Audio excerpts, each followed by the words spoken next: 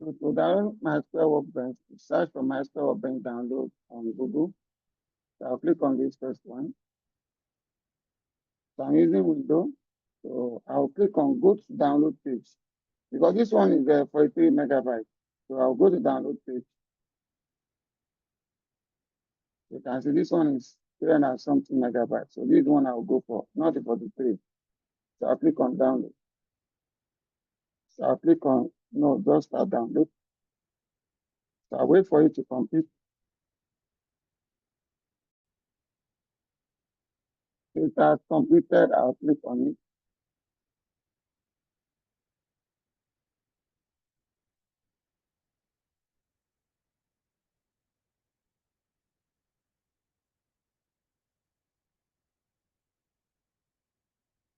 I'll click yes.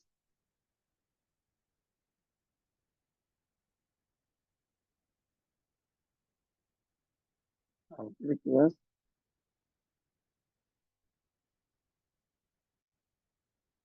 So it's gonna ask me to choose options. So I'll go for full. I'll go next. So before we install sample data, documentation router, shell, workbench, so I'll go execute. But what you need is just server. You can go back and say server only. By the time you say next, there's only the server that will be there. So that's why I'm going for full.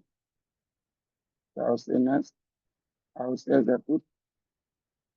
So I'll wait for it to finish.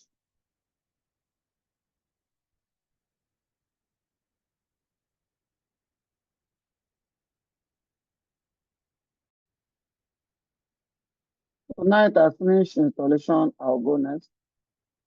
I'll go next. I'll go next. I'll go next. So I need username and password. So I can just say tech 365.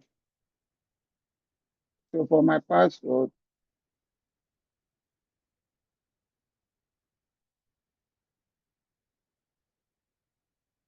so I'll go next. I'll go next. I'll go next. I'll go execute. So it should complete in few minutes.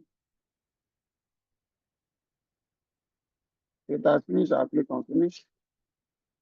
And I'll click on next. I'll click on finish. I'll click on next. I'll click on, I'll enter my password. I'll click on check. I'll click on next. I'll click on execute. So I'll click on finish. So I'll click on next. So I'll click on,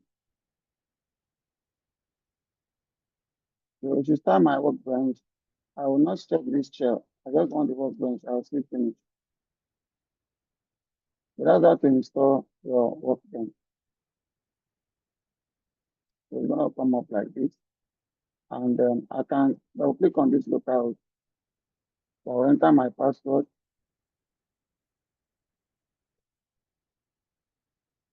So I'll click on OK. So that's how to install the workbench.